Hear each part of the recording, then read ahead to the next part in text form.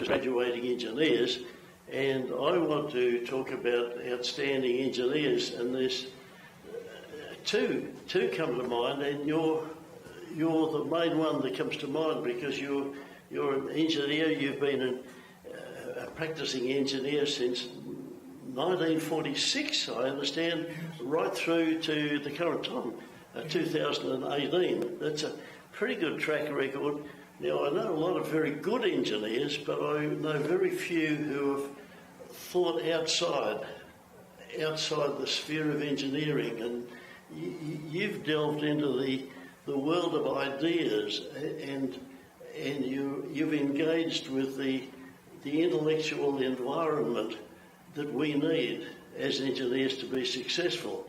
So I want to ask some questions really about that, and probably the first question is, what was it on your mind that made you aware of the intellectual environment that creates the economic world in which we can be successful, and the world of property rights and the individual responsibility? The politics. Well, bigger than politics. Politics is a bit of it, but it's the intellectual war that you've gone out and engaged with. Yes. What took you out of your engineering discipline and engaged with those thoughts? Well, I guess I became a director of the IPA, and so I became aware that freedom was the single most important aspect of that.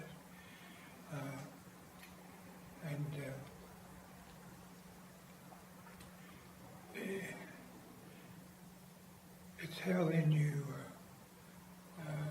progress it, how do you...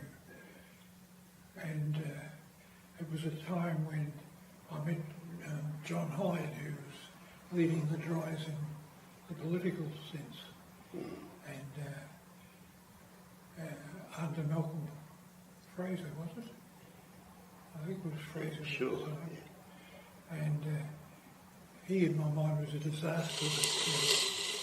That was only because he was representing the wrong party. He was a socialist in disguise, which didn't help our cause very much. But when John Hyde lost his seat, we got together and he was talking about how we could set up the Australian Institute of Public Policy, was it? Yes.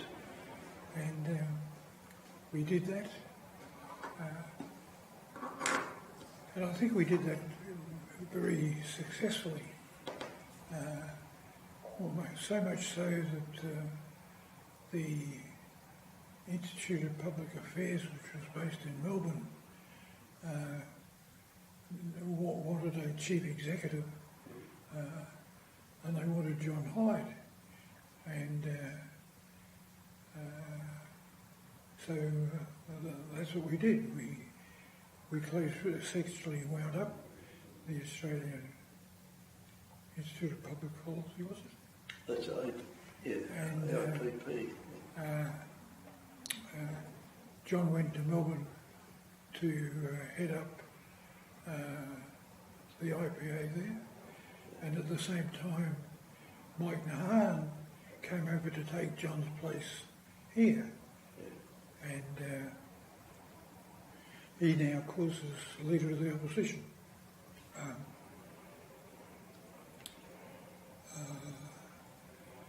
I've got off the track. What's the question again? No, that's pretty good. Did you know John Hyde when he was a federal politician? Yes. What can you remember the first time you met John Hyde, or how did you seek John Hyde out? Well, actually, I think I saw him as the leader of the drives.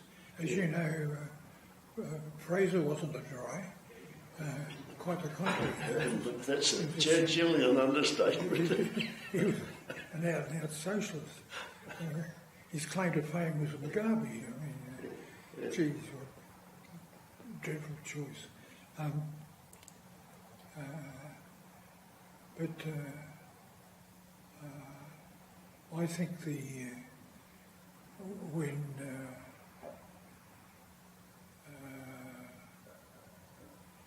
the Labor government, represented by Hawke and Keating, we were in the great position where they were the dries. So the dries wrote the policy and they implemented it. And we had the best political system the country's ever had for a period of a few years. And didn't the country get up and run it, roared? They did. And they opened up the exchange rate. You know, it was no longer controlled. It was all free enterprise and great stuff. And it was that gave us a great lift during that period. I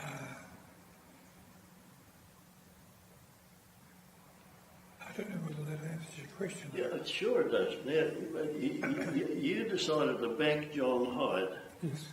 And you created this AIPP, the Australian Institute of Public Policy here in Perth. Yes.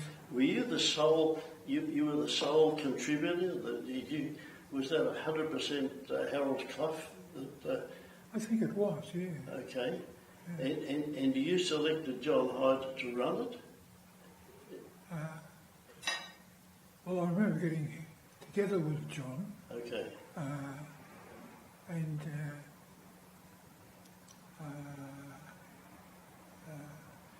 he suggested that we needed an organisation to take the place of the dries because he and his fellow dries had largely lost their seats.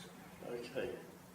What a great combination it's been, the combination of yourself and John Hyde.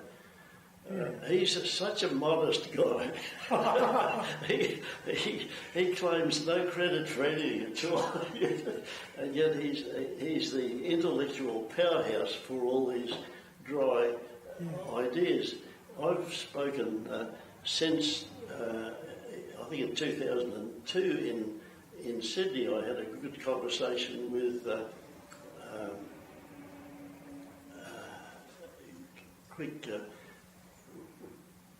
Garland. One of the other dryers that John gives all the credit to. He became a minister under the what's the guy's name? We need Pete. No, We need someone. he died last year. Oh, you mean Walsh? No. No. Died last year. Okay. He was a farmer. No, he was from Victoria. Oh, okay. He'll come back to a white-haired guy.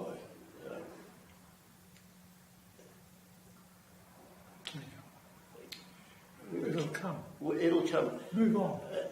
And John has always given him a great deal of credit for being one of the leading dryers. When I congratulated him in Sydney in our discussion, he said, "Oh, mate," he said, "John did all the work.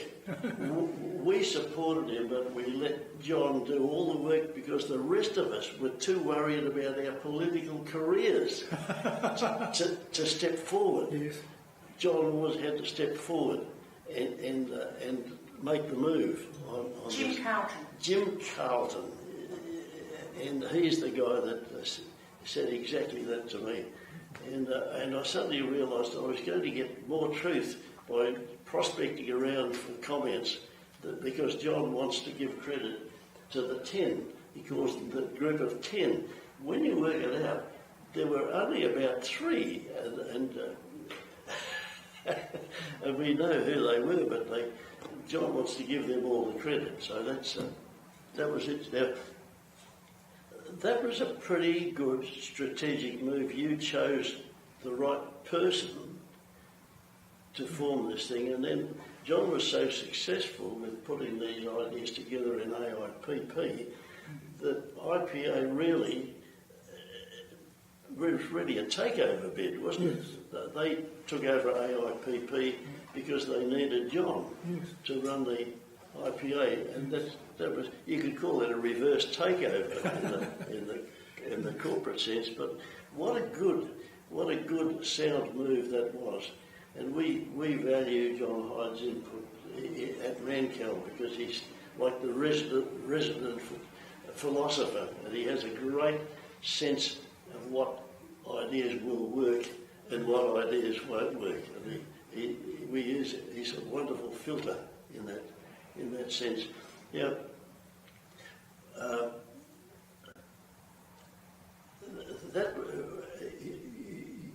Going back to something you just said, your first exposure to these ideas was when you joined the board of IPA.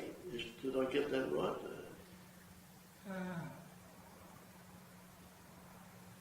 Or was it because you had those ideas that IPA invited you to join their board?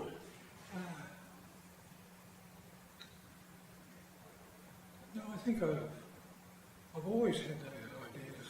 Okay. Not defined very often as well as they should be,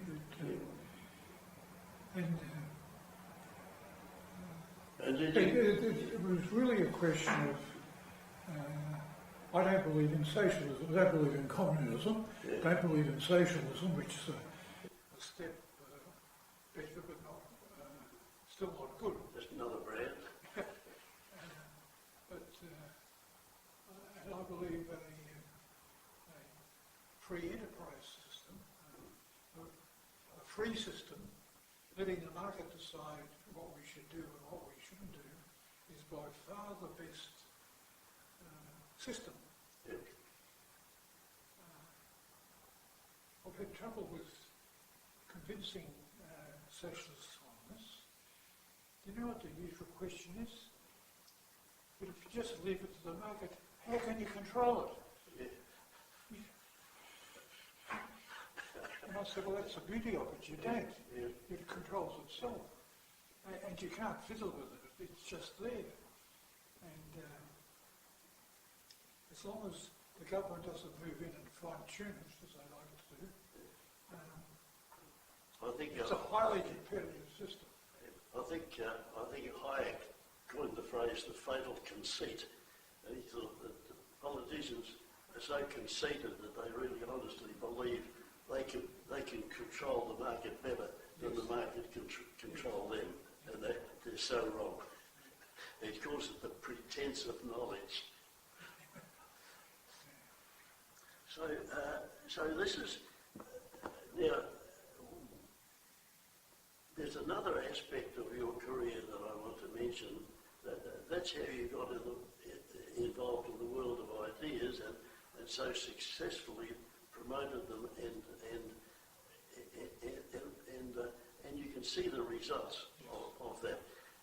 The other one is that you sponsored young people at a time when industry generally was totally ignoring young people, and you created a sort of a cadetship, I think you call it, within your engineering scholarships. A scholarship. And in those days, the government had a number of them. Main roads had them, public works had them, both state and federally. But if you took a cadetship, you had to promise to work for the sponsor for 3 years after you graduated, and a whole lot of other conditions. The thing I was pleased with was that we had a system where if they didn't want to work for us, there was no commitment at all. I said, I don't want you working for me if you'd rather work with someone else. One of my competitors said, yeah, They don't work for you, they go and work for your clients. And then they're doubly valuable for you than if they were working for you. And that was true. But we had the reason that Clough Engineering was so successful is we just had a great team of people. We really felt, and we were right, we could do anything. We worked anywhere, did anything, and finished up doing more work overseas than we did in Australia. I think that's been a remarkable successful program that you ran. Now, I can only think of one other company that sponsored and showed interest in young people, and that was Western Mining under Sir Lindsay Clark and then Sir Artie Parmo, where they identified young people, brought them into the chairman's or the managing director's, the chief executive office, and they were part of the decision-making process. They observed everything. Every one of those young people went out to become stars. Yes. And it was the same with you. And I've asked, why was your program so successful and Western Mining's program so successful, and yet whilst it was encouraged by government, it wasn't successful in other companies? And the comments that I've got back is that it's because you personally, and also in the case of Western Mining, you personally showed interest in each of those young people, and they felt very much that it was a personal thing from you.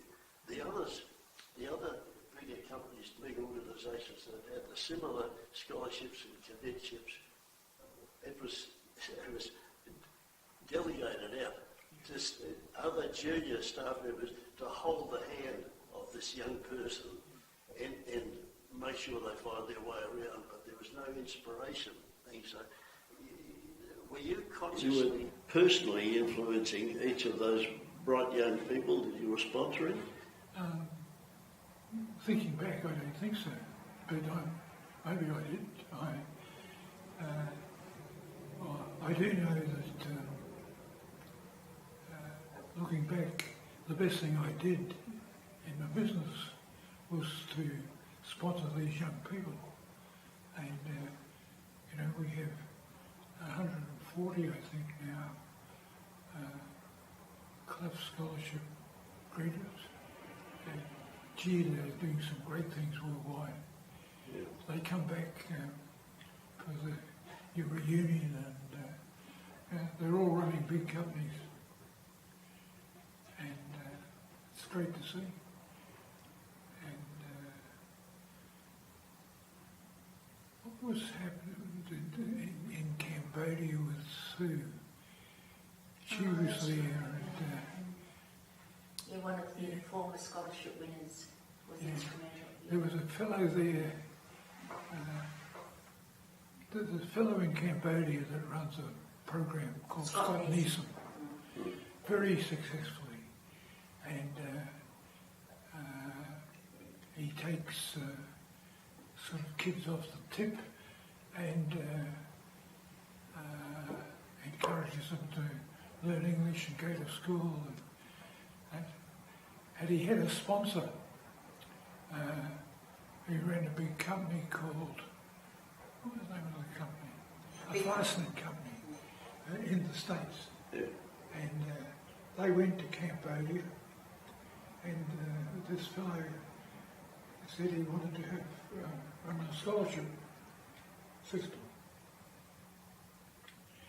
And Sue was working with Scott Neeson, this fellow that ran his own system. And under that, you could sponsor a particular child, and you had to pay whatever it was a year, a few thousand a year to sponsor a child. And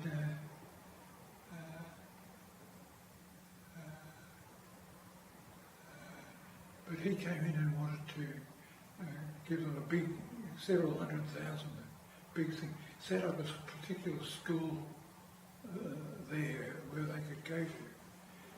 And he made the point that he got his start through a Clough scholarship. You know what I'm saying? And Sue was there with Scott Neeson, my daughter, and Sue Townsend. And he said, "You're an Australian, do you know Harold Clough?" I love it. He said, "Yeah." And, "How well do you know him?" "I know him pretty well." Anyhow, it all went round in a circle, so it was very pleasing. Yeah, daughters have a good habit of getting to know their fathers pretty well. They do that. Not only that, they believe they should and can, and it's their duty to boss them around. That's a Do compulsive. things like don't allow them to drive cars. Not only that, go to the transport authority and say they don't think I should drive cars. I say, oh, so We're digressing here. these things are unforgivable. I would get very angry if I were you. Now this is interesting because the feedback you're getting from these people must give you the feeling that the effort you made had unexpected consequences, but far beyond the scope, far beyond the effort that you put in. Yeah. But there's sort of a multiplying effect Yes. that you get that constant feedback. Did you say 140 of these Clough scholars? It's more than that. I can't It's more. remember. A lot. That's pretty good. So there's a lot of very successful people out there that remember Harold Clough. Yes. Okay. Now, why is it so rare in the business, particularly the business community in Australia? Why is it so rare that leading business people step forward and voice an opinion? There's a whole culture. They're very good CEOs. They're running very good companies. They understand the corporate language. But boy, will they come out from hiding. I can't, if I walked up and down the street, that from one end of the St George's Terrace to another, nobody could tell me who's the boss of BHP in Western Australia. Nobody could tell me who's the boss of Rio Tinto in Western Australia. I don't know if somebody said who's the boss of Woodside. I'd have to think about it for a while. Who's the boss of Chevron? There's some really big companies. They employ thousands of people. Who's running them? Is it deliberately? They are totally invisible. They voice no opinion. They engage at no level. But they're there to give away T-shirts to junior hockey teams to make it look as though they're compassionate. But there's no substance to them. There's no engaging. They can't march in the streets. They can't lead deputations to the Parliament here. They can't lead deputations to Canberra. Nobody's out there speaking for us. Why are they so invisible? Can't answer that. Don't know. But they are, aren't they? They are. There's something, and what is common with all of those people, they haven't put a single dollar of their own money into the companies they're running. They're relying on ramping the shares up so they can exercise their options and then vanish. And we never hear from them again. What about all the leading executives running these big companies? Where are they? They've gone. They don't plough the fields as you ploughed the fields so that the germs of the new seeds would come and the new season would come up. That's a question that somehow people like you and I have got to answer. We've got to, what's missing? We had I've some... always felt that one of the best scholarship systems was the one that Mankel run, by sending young people out to work with think tanks and other organisations that do have a philosophy, do have a very clear way forward. It is an outstanding achievement, I think. Well, we're getting better at it every year. Good. And we realise we thought it was okay, but we're building on it every year. We constantly questioning what can we do to make this better. Again, similar to your story, the feedback we're getting is amazing. I got an email from a young guy, Tiago, who has just sent me an email from Portugal. He got an iron ore mine in Portugal. He's so proud to tell me about their achievements there. I'm amazed, but we constantly get that feedback. But thank you for your comments, because that's the sort of thing that encourages me. Oh, good. Yeah.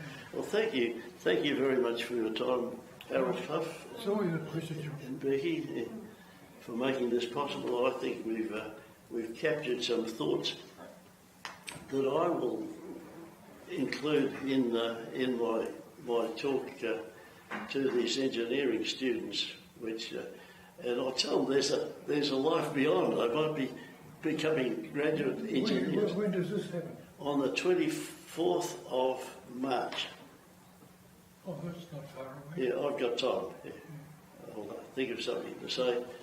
But it's an online university. It's been going for some time in Perth, and I think they've had about 1,500 people go through it. It's called IET, and it was set up and sponsored by Woodside, and they were generating their own staff, engineers from the organisation, but it's become so successful. It's been floated off, and they've got graduates from all around the world. So I thought to go and it's an online university, I thought I'd just be giving a talk to a laptop.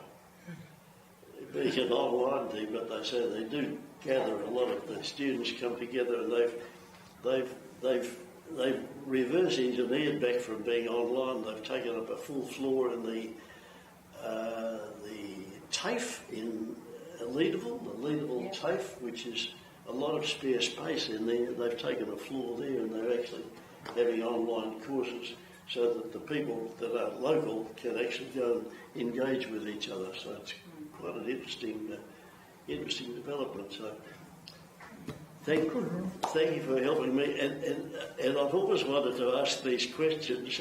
Now's my chance. Now's your chance. Thank you so much. Thanks, Rebecca. Yeah, thanks. Good seeing you, Ron. I keep on meaning to come in and catch up with Kate and that, but I haven't yet. Anytime we have some. It is a classic example of the people that have gone away and